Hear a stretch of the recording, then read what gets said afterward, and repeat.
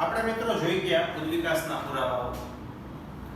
અસ્મિ, સમમૂલક અંગો એટલે કે રચના સદસ્ય અંગો, કાર્ય સદસ્ય અંગો, ડાયવર્જન્ટ અને કન્વર્જન્ટ પ્રકારનો ઉદ્વિકાસ, કોષ વિદ્યાકીય પુરાવાઓ વગેરે વગેરે જે સૂચવે છે કે ઉત્ક્રાંતિ થઈ છે.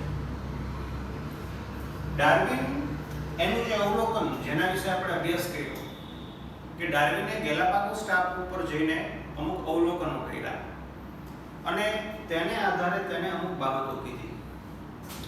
આ બાબતની અંદર કોઈ પણ વસ્તી છે એની અંદર જો પ્રજનનનો દર વધુ હોય તો તે વધુ ટકી શકે આવી વાત કરી. ઉપરાંત વસ્તીની અંદર જો વસ્તીના સભ્યો આસપાસના વાતાવરણ સાથે અનુકૂલિત હોય, અનુકૂલન પામેલા હોય તો તે ટકી શકે એવી વાત કરી. વસ્તીની અંદર યોગ્યતમતા વધુ, જે સજીવોની જે જાતિની યોગ્યતમતા વધુ તે વધુ ટકી શકે. અહીં આપણે જોયું કે ડાર્વિનના મત મુજબ યોગ્યતમતા એટલે કે પ્રજનનની ક્ષમતા. અને બીજો એક શબ્દ આવેલો હતો જેના વિશે જે ચર્ચા કરતા હતા ત્યારે મેં તમને કીધું હતું કે આ શબ્દ જે છે એને આપણે પાછળના સેશનની અંદર અભ્યાસ કરવાનો છે. આ શબ્દનું નામ હતું નૈસર્ગિક પસંદગી. જે ડાર્વિનનો વાદ છે એની અંદર નૈસર્ગિક પસંદગી ખૂબ જ જેને કહેવાય વધુ ચર્ચિત અને બહુ સારી રીતે અભ્યાસ કરવામાં આવતો એક ટોપિક છે. નૈસર્ગિક પસંદગી અથવા તો કુદરતી પસંદગી. હવે આ બાબત શું સમજાવે છે? આ બાબત નૈસર્ગિક પસંદગી કે કુદરતી પસંદગી આપણને શું સમજાવે છે? આ બાબત આપણને આટલું સમજાવે છે કે કોઈ પણ વસ્તીમાં સજીવ અથવા તો કોઈ જાતિ લુપ્ત થવા પાછળનું કારણ શું?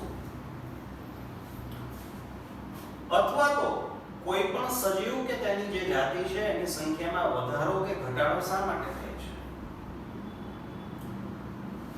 હું એવું નથી કહેતો કે કોઈ પણ સજીવ લુપ્ત થવા પાછળ નૈસર્ગિક પસંદગી જ જવાબદાર છે, પરંતુ કોઈ પણ સજીવની સંખ્યામાં થતો વધારો કે ઘટાડો અથવા તો લુપ્ત થવા માટે આ પણ જવાબદાર છે અથવા તો આ પણ જવાબદાર હોઈ શકે. સમજીએ આગળ. ફરીથી આ શબ્દનો કંઈક સમજ આપણે અલગ રીતે કાઢીશું કે નૈસર્ગિક ઇઝ ઇક્વલ ટુ કુદરત અથવા તો કુદરત દ્વારા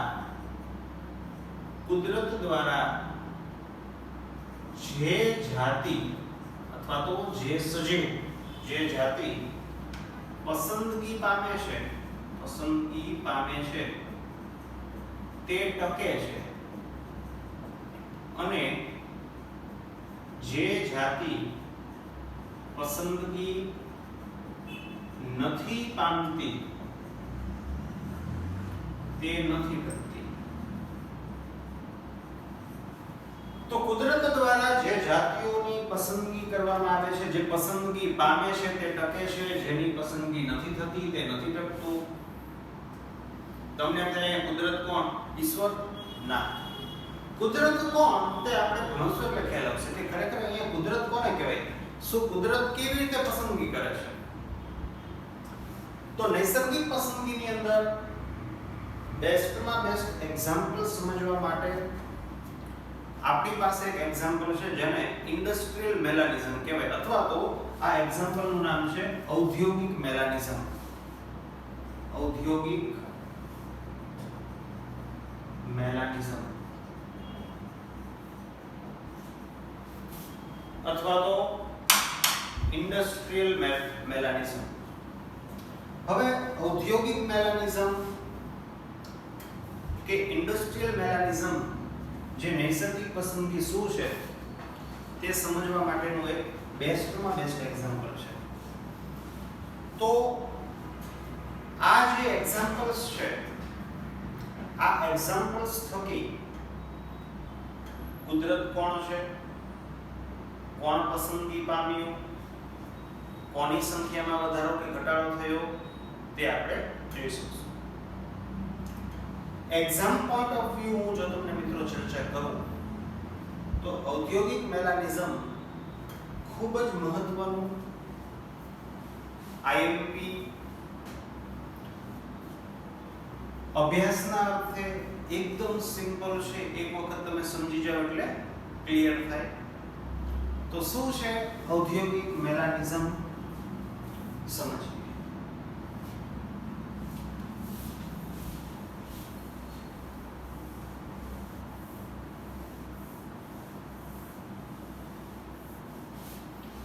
તો કુદરતી પસંદગીનું એક્ઝામ્પલ ઔદ્યોગિક મેલાનિઝમ અથવા ઇન્ડસ્ટ્રીયલ મેલાનિઝમ. મિત્રો મેલાનિન વિશે આપણે જોઈએ છે કે આપણી ચામડીની અંદર રહેલું જે મેલાનિન કે જે ચામડીના કાળા રંગ માટે જવાબદાર છે. તો અહીંયા કંઈક કાળા રંગ ભૂખરા રંગની જ વાત છે આ એક્ઝામ્પલ્સની અંદર. અને ઔદ્યોગિક અહીંયા ઇન્ડસ્ટ્રી કેમ શબ્દ વાપરેલો છે તો આપણે ભણશું એટલે ખ્યાલ આવશે. ચાલો, તો આ જે નૈસર્ગિક પસંદગીનું ઉદાહરણ છે ઔદ્યોગિક મેલાનિઝમ, આની અંદર આપણે આવો એક અભ્યાસ કરીશું કે એક મોથ એટલે ફૂદા, પતંગિયા જેવા હોય ફૂદા, ની સંખ્યામાં વધારો અથવા તો ઘટાડો થયો.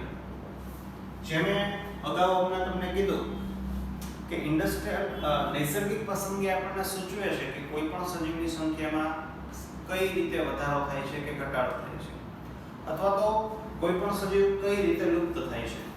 તો આ એક એક્ઝામ્પલ્સ તમારી સમક્ષ આપણે રજૂ કરીશું, ભણાવીશું કે જેની અંદર આપણે એક ખુદા મીન્સ કે પતંગિયા જેવા મોથ, એની સંખ્યામાં કઈ રીતે વધારો કે ઘટાડો થાય છે એ હું તમારી સમક્ષ રજૂ કરું છું. એટલે તમને આખું નૈસર્ગિક પસંદગી શું છે એનો ખ્યાલ આવે. તો હું વાત સ્ટાર્ટ કરું છું. ઔદ્યોગિક ક્રાંતિ પહેલા વાત છે ઇંગ્લેન્ડની, બ્રિટન, ઇંગ્લેન્ડની અંદર ઔદ્યોગિક ક્રાંતિ પહેલા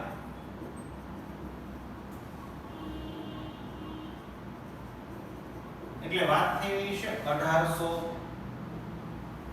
સાલની, 1850 40 60. તો ઔદ્યોગિક ક્રાંતિ પહેલા પ્રદૂષણ નહોતું, પ્રદૂષણ ઓછું અથવા તો નહીવત હતું.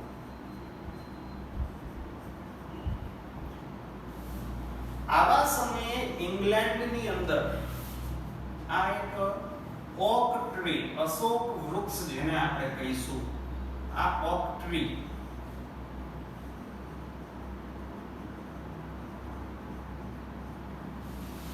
આ અશોક વૃક્ષનું જે આ થડ છે, આ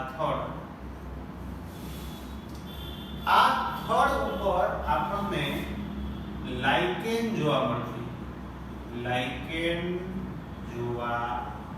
મળતી, આપણે અભ્યાસ કરી ચૂક્યા છીએ કે લાઇકેન જે છે ને તે એક પ્રકારના પ્રદૂષણ સૂચક છે. પ્રદૂષણ સૂચક એટલે કે જે જગ્યાએ પ્રદૂષણ વધારે ત્યાં લાઇકેન જોવા મળતી નથી. એટલે કે વધુ પ્રદૂષિત વિસ્તારમાં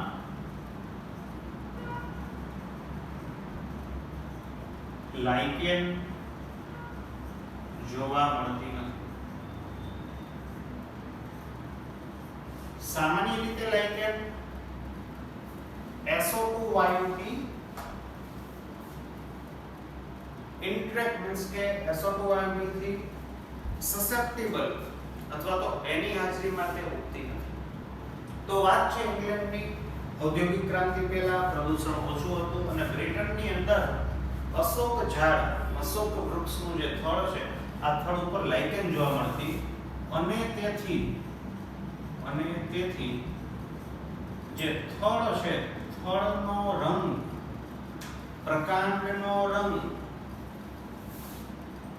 સફેદ અથવા તો ભૂખરા જેવો લાગતો.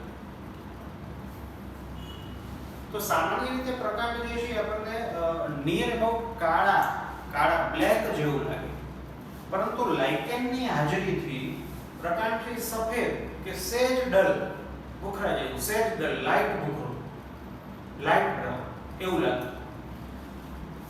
હવે આવા સમયે મીન્સ કે ઔદ્યોગિક ક્રાંતિ પહેલાની વાત છે, તો આવા સમયે બે પ્રકારના ફૂદા ઇંગ્લેન્ડની અંદર જોવા મળતા. ફૂદા, મોથ, પતંગિયા જેવા. એક હું કહીશ સફેદ ટપકાવાળા અને કાળા ટપકાવાળા. પાંખની અંદર સફેદ ટપકા અને પાંખની અંદર કાળા ટપકા. અથવા તો હું સાદી રીતે આમ પણ તમને કહી શકું કે સફેદ ફૂદા જોવા મળતા અને કાળા ફૂદા જોવા મળતા. હવે ઔદ્યોગિક ક્રાંતિ પહેલા હતું શું? તો કે સફેદ ફૂદા જે છે ને એની સંખ્યા વધારે હતી. એની સંખ્યા વધારે હતી. જ્યારે કાળા ફૂદા જે છે એની સંખ્યા ઓછી હતી. ઓછી હતી. લગભગ 70% આ અને 30% આ.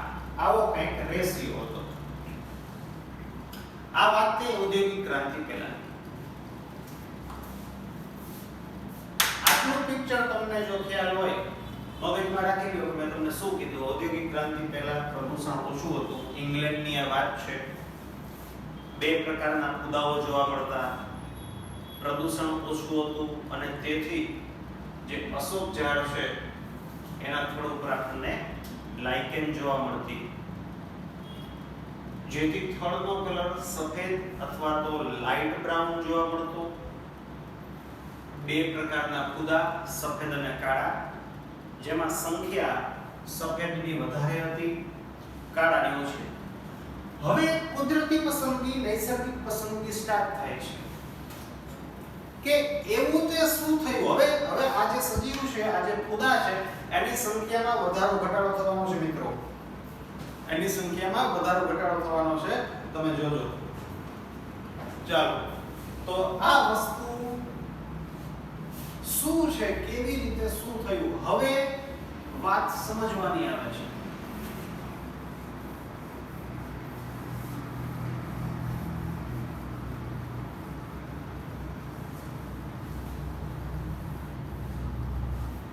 તો મિત્રો વાત અહીંયા પહોંચી હતી કે ઔદ્યોગિક ક્રાંતિની પહેલા સફેદ ફૂદાની સંખ્યા વધારે હતી. સફેદ ફૂદા એની સંખ્યા વધુ હતી, જ્યારે કાળા ફૂદા મીન્સ કે જેની પાંખ પર કાળા ટપકા છે એવા ફૂદાની સંખ્યા ઓછી હતી. હવે એવું તે શું બને છે જોઈએ. તો મિત્રો ફરીથી ઇંગ્લેન્ડ ઔદ્યોગિક ક્રાંતિ પછી, ઔદ્યોગિક ક્રાંતિ પછી, ઔદ્યોગિક ક્રાંતિ પછી એટલે વાત થાય છે નિયર અબાઉટ 1920 ની. નિયર અબાઉટ 1920 ની વાત થાય છે. હવે ઔદ્યોગિક ક્રાંતિ પછી શું થયું? તો કે ઔદ્યોગિક ક્રાંતિ પછી પ્રદૂષણના સ્તરમાં વધારો. પ્રદૂષણના સ્તરમાં વધારો.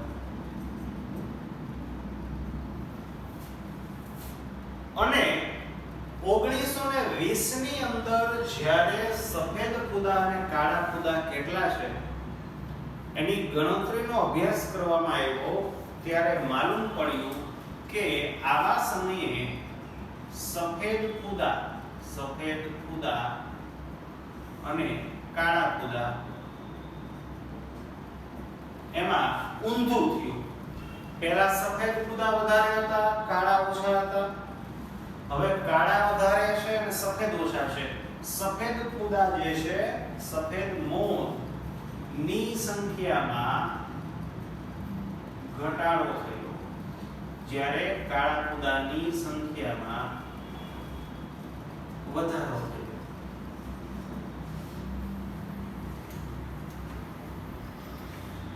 અહીંથી વાત પૂરી. પણ આમાં તમારે જે સમજવું છે એ ક્યાં આવ્યું તમને ન ખબર પડી. જે મેં કીધું હતું કે નૈસર્ગિક પસંદગી આપણને સૂચવે છે કે કોઈ જાતિ જે છે એની સંખ્યામાં વધારો થાય કે ઘટાડો થાય અથવા તો લુપ્ત થાય તે નૈસર્ગિક પસંદગીથી આપણે સમજી શકીએ છીએ. મેં તમને સમજાવ્યું ઔદ્યોગિક મેલાનિઝમ, જેમાં સ્ટેપ નંબર 2 ની અંદર ઔદ્યોગિક ક્રાંતિ પછી પ્રદૂષણના સ્તરમાં વધારો થાય છે અને આની સંખ્યા ઘટે છે અને આની વધે છે. પહેલા ઊંધો હતો. હવે મારે તમને મિત્રો અહીંયા કારણ સમજાવવાનું છે કે આ કારણ શું છે. જો હવે હું જે પણ વસ્તુ રજૂ કરું છું તે એનું કારણ છે. પ્રદૂષણના સ્તરમાં વધારો, મિત્રો પ્રદૂષણના સ્તરમાં વધારો લાઇકેન ની વૃદ્ધિ ન થઈ. આપણે હમણાં જોઈ ગયા લાઇકેનની વૃદ્ધિ ન થઈ એટલા માટે અશોક વૃક્ષ નું થડ કાળું અથવા તો કાળા જેવું, ડાર્ક બ્રાઉન અથવા તો નિયર બ્લેક, કાળું દેખાયું. હવે મેઇન છે, હવે આ ફૂદા હોય ને, ફૂદા, આ ફૂદા માટેના ફૂદાનું ભક્ષણ કાચિંડા અને તેના જેવા પ્રાણીઓ દ્વારા થતું, મીન્સ કે આનો ખોરાક, એનો ખોરાક. હવે બને છે શું કે તમે જોઈ શકો કે પ્રદૂષણના સ્તરમાં વધારો થયો, લાઇકેનની વૃદ્ધિ ન થઈ, અશોક વૃક્ષ જે છે એનું થડ કેવું દેખાણું, કાળું. એટલે બને શું કે સપોઝ કે આ થડ છે, હવે જો કાળું હોય, કાળું થડ, કાળું બ્લેક, તો જે કાળા ફૂદા હોય, સપોઝ કે આ કાળા ફૂદા છે,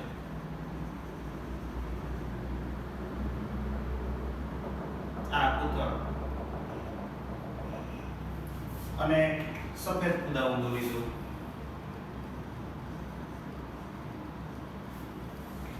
તો આમાં કોણ આપણને પરફેક્ટલી દેખાય આવે? તો કે બેકગ્રાઉન્ડ ની અંદર કાળો કલર, બેકગ્રાઉન્ડ ની અંદર કાળો કલર અને આ છે કાળા ફૂદા. તો કાચિંડાને જેમ નજર કરે અને એની સામે જે ઝગમગે, એ ઝગમગે કોણ? તો કે સફેદ ઝગમગે, કાળા ફૂદાનો ઝગમગે. એટલે બનેલું છે એવું કે અશોક વૃક્ષનું તળ કાળું દેખાય, જેથી કાળા ફૂદા આસાનીથી શિકારી દ્વારા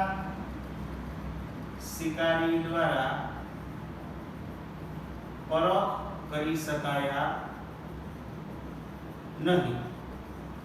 હવે આની સાપેક્ષે હું તમને સફેદ ફૂદાની વાત કરું તો સફેદ ફૂગા પાછળનું બેકગ્રાઉન્ડ બ્લેક હોય, પોતાના પાંખ ઉપર સફેદ ટપકા હોય અથવા તો સફેદ હોય કલર, તો એ આસાનીથી ઈઝીલી જેને કહેવાય દેખાય. જ્યારે સફેદ ફૂદા સામાન્ય રીતે ઝડપથી દેખાયા,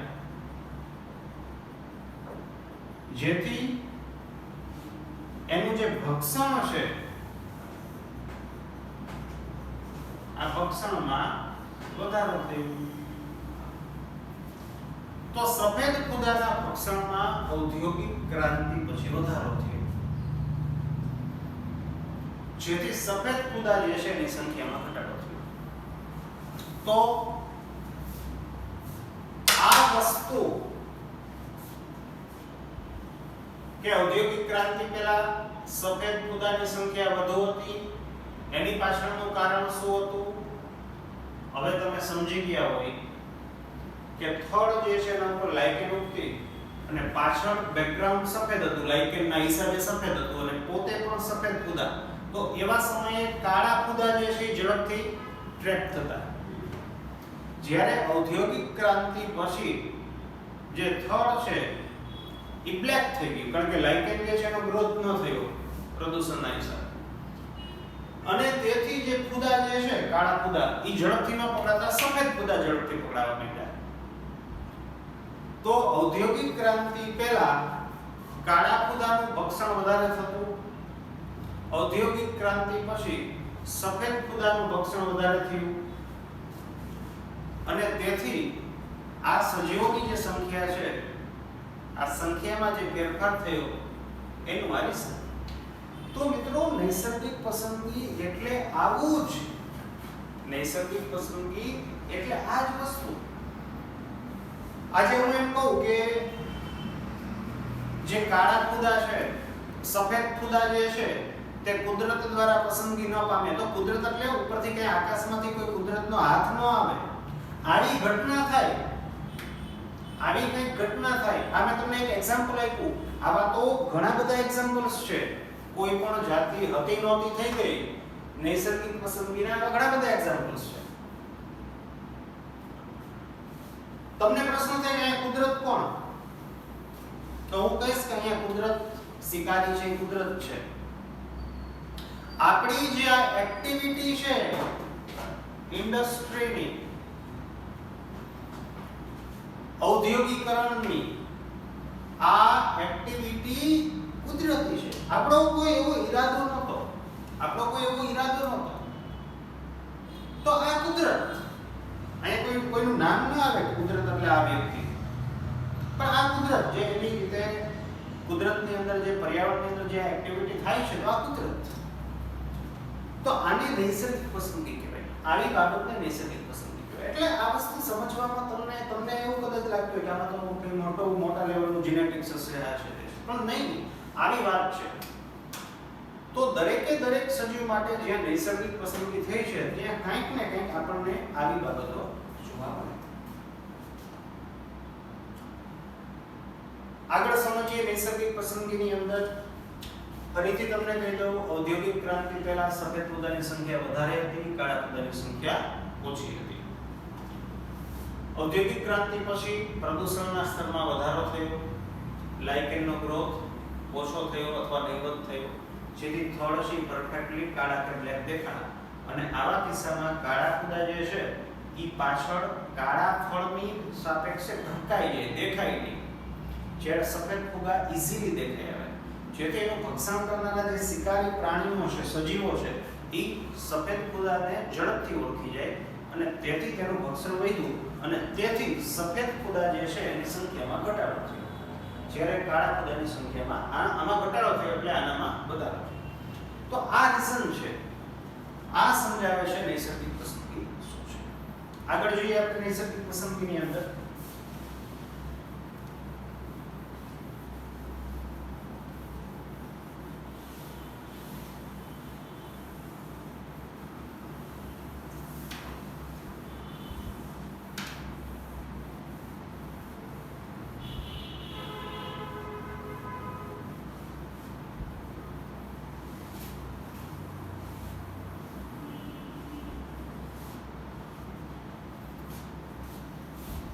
મનુષ્ય દ્વારા થતી નૈસર્ગિક પસંદગી કે જેમાં મનુષ્ય સીધો જ જેને કહેવાય ઇન્ટરફિયર કરે છે, કે મનુષ્ય દ્વારા થતી કોઈ નૈસર્ગિક પસંદગી જે છે, આ નૈસર્ગિક પસંદગીની અંદર કોઈ જાતિની સંખ્યામાં વધારો થવો કે ઘટાડો થવો કે ઇવન લુપ્ત થવા, એનો જે દર છે તે કુદરતી રીતે અથવા તો વિધાઉટ હ્યુમન એમનેમ થતી જે નૈસર્ગિક પસંદગી છે એની સાપેક્ષે વધુ છે. ટૂંકમાં માણસ સડી કરે તો એ ઝડપથી ગામ ભાંગે એના જેવી વાત છે. હવે મનુષ્ય દ્વારા થતી નૈસર્ગિક પસંદગી, આ કિસ્સાની અંદર જાતિના સજીવની સંખ્યામાં થતો વધારો કે ઘટાડો કે લુપ્ત થવું, એનો જે દર છે ખૂબ જ વધુ હોય છે, ખૂબ જ વધુ હોય છે. મનુષ્ય દ્વારા થતી આવી ખલેલને સામાન્ય રીતે એન્થ્રોપોજેનિક એક્શન તરીકે ઓળખવામાં આવે છે.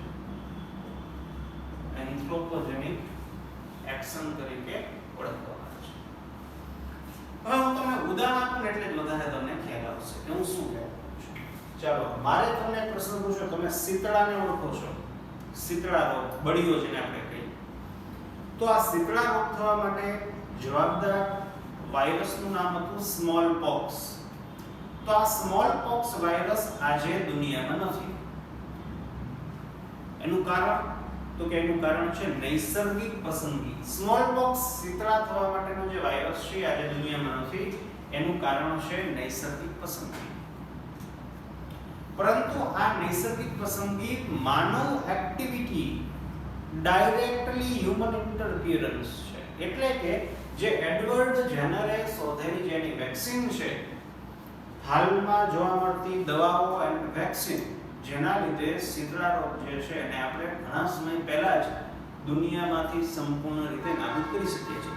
તો મારે તમને સમજાવવું છે કે શીતળા રોગ માટે જવાબદાર સ્મોલપોક્સ વાયરસ હવે નથી. તો આ શું છે? આ નથી, આ નૈસર્ગિક પસંદગી છે.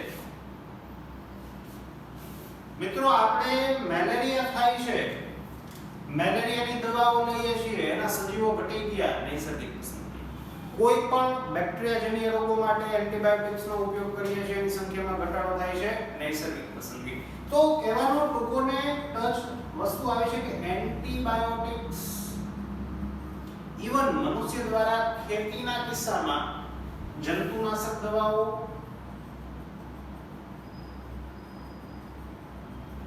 હર્બિસાઇડ્સ, પેસ્ટિસાઇડ્સ વગેરેના ઉપયોગ થકી જે સજીવો જે છે એની સંખ્યામાં જે ઘટાડો આપણને જોવા મળે છે, ઘટાડો અથવા તો લુપ્ત થાય છે સજીવો, આ પણ એક નૈસર્ગિક પસંદગી છે.